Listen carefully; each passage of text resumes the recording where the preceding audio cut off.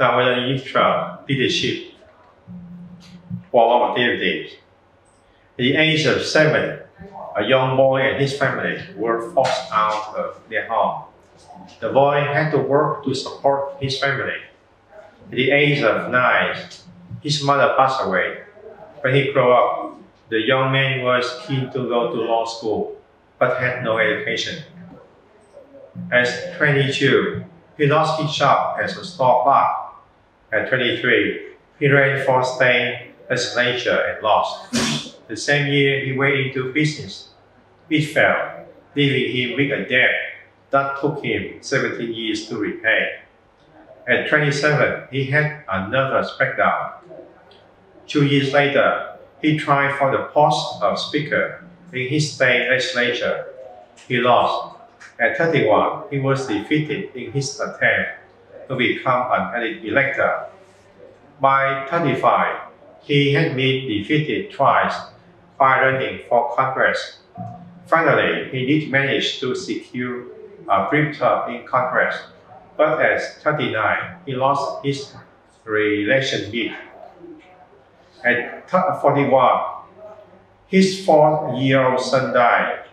At 42, he was rejected as property land officer. At 41, he ran for the state and lost. 2 years later, he lost the vice presidential nomination. At 49, he ran for presidentials again. So then he elected the president of the United States of America. So the man in the question is Abraham Lincoln. This is this person, Abraham Lincoln. So we learned some best leaders of 2007. The best leader here, the first one, is Mukesh Ambani in the Reliance industry. For a brief period in October, Mukesh Ambani was hailed as the richest man in the world. That's when his $23 billion group Reliance Industries, India's second largest private sector conglomerate, with interest in petrochemicals, oil and gas, and synthetic fiber, saw its market capitalization zoom to $63 billion. The second one is Lloyd Blankfein in Goldman Sachs. This person, he's the supreme mortgage meltdown led to massive write-downs on collateralized debt obligation complex securities backed by subprime home loan across Wall Street. The crisis ultimately led to the departure of the CEOs at Citigroup, Merrill Lynch, and UBS. But one Wall Street investment firm emerged relatively unscathed. Goldman Sachs, the firm's traders, backed early and widely stopped. Devastation caused by the subprime implosion would cause lasting damage, and in the process, make billions of dollars in trading profits. It was such a good year at Goldman that the average employee is walking away with $662,000 in compensation in 2007, a nearly 60% gain over 2006. And no person at Goldman is benefiting more from that true bet than Lloyd Blankfein. The firm chairman and chief executive officer, who is expected to pocket nearly $70 million in salary and bonuses in 2007, as executives as Bear Stearns and Morgan Stanley forego bonuses. Blankfein is reaping the rewards of hiring people who make all the right moves in 2007. The third one is Angela Bradley at WellPoint. As the CEO of a huge wealth insurer, WellPoint, Angela Bradley is the most powerful woman. in healthcare. Regarded initially as a surprise when she was named to the top job in February, she has proven to be a much-needed steady hand. The fourth one is Jamie Dimon at J.P. Chase. Jamie Dimon has earned his bragging rights this year. He has never admitted to gunning for Citigroup, J.P. Morgan's much larger competitor, where Dimon was outed by his former boss and mentor, Sanford Weir. But J.P. Morgan CEO clearly has outdone his own firm in circumventing the worst of the mortgage meltdown. Citi has been hit by at least $8 million in losses. His stock is down some 40%, and former CEO Chuck Grimes got the boost. The next one is Al Gore. He is a Nobel Peace Prize winner and Apple director.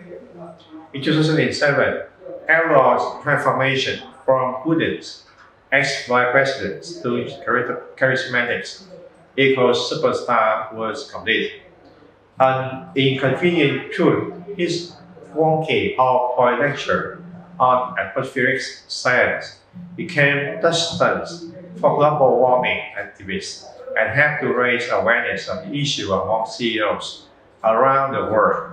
It also was the fourth highest grossing hit documentary of all time and won an Oscar in May.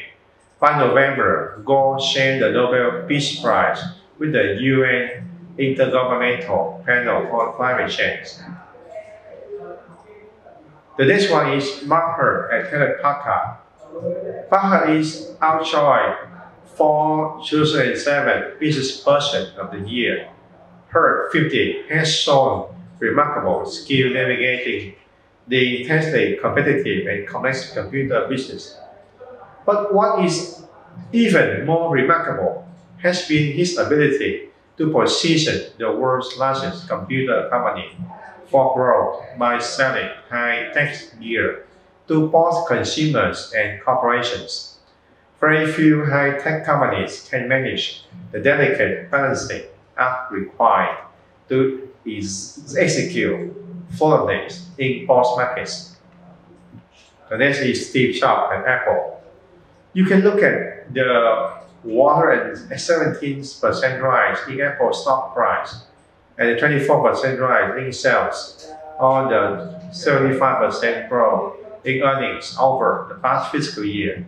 But the most impressive metric about Steve Jobs is his vast influence.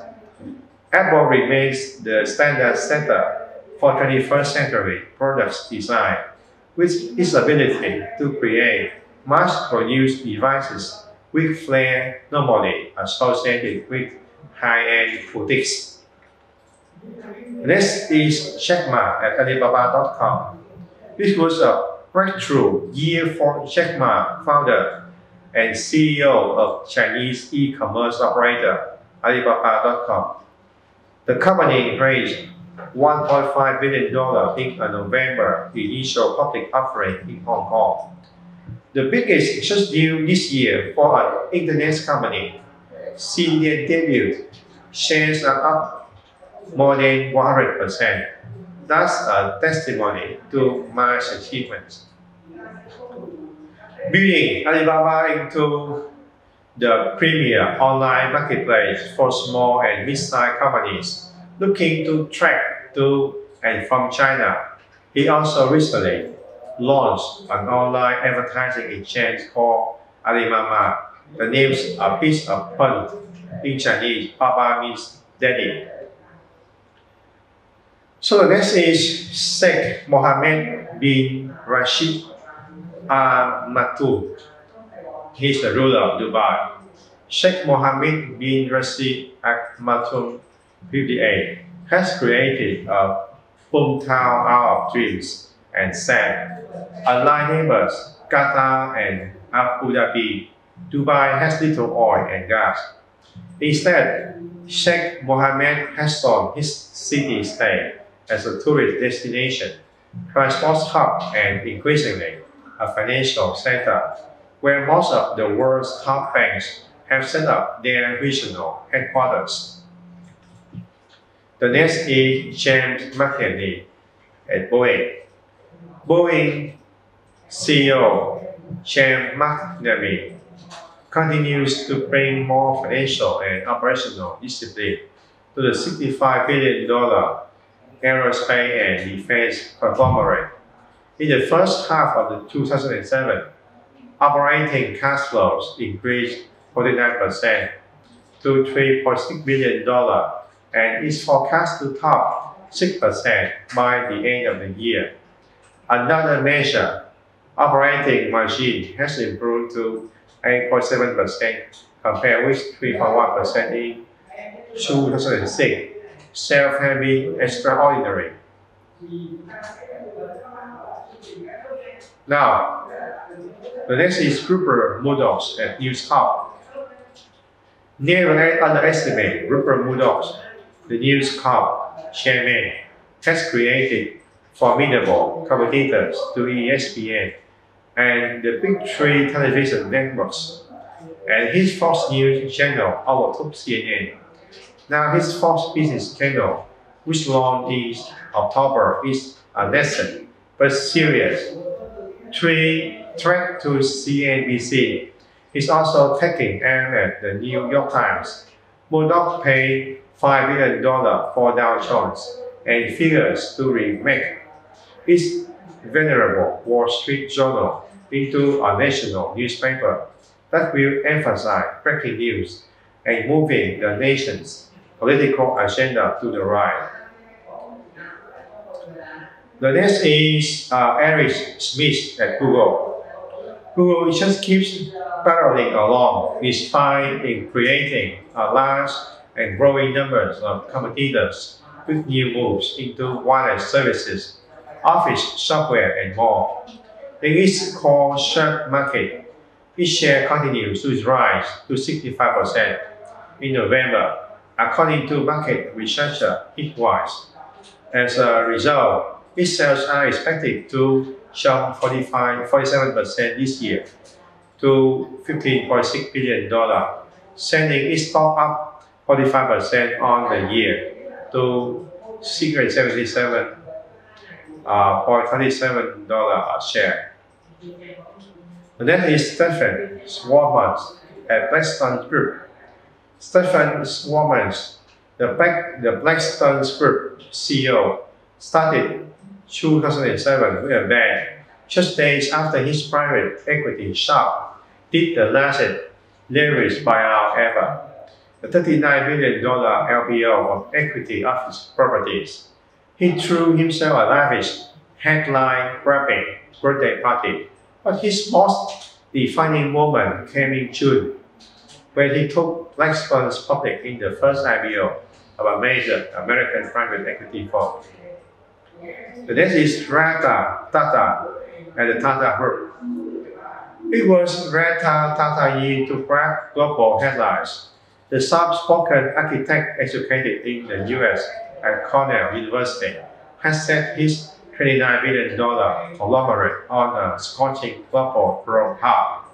From picking up steel companies, hotels, coal mines, and tea brands, he is all set to revolutionize the concept of a small car. Tata also made India's largest ever global acquisition when he picked up Anglo-Dutch steel maker Chorus for $12 billion. And Tata bought out 2 hotels in the US, the Ritz-Carlton in Boston and Campton Place in San Francisco. The next is John Tan in Merrill Lynch.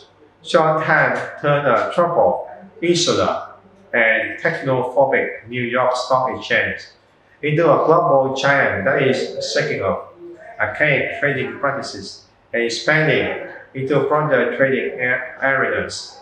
This year, he completed his strategic overhaul of the New York NYSE with the Bowles acquisition of Aeronix, a European exchange. The move abroad helped diversify the company geographically and gave the chain a stake in fast-growing derivatives as well as familiar stocks. The next one is Carlos Slim Hello at American Mobile. This year, Mexican billionaire Carlos Slim Hello became the world's richest man and increased his efforts to give some of his estimated $68 billion fortune away. Slim empire spans banking, infrastructure, construction, telecommunications, and a chain of a fast-growing, low-cost airline. He controls America Mobile, the largest wireless operator in Latin America, with 137 million customers in 60 countries.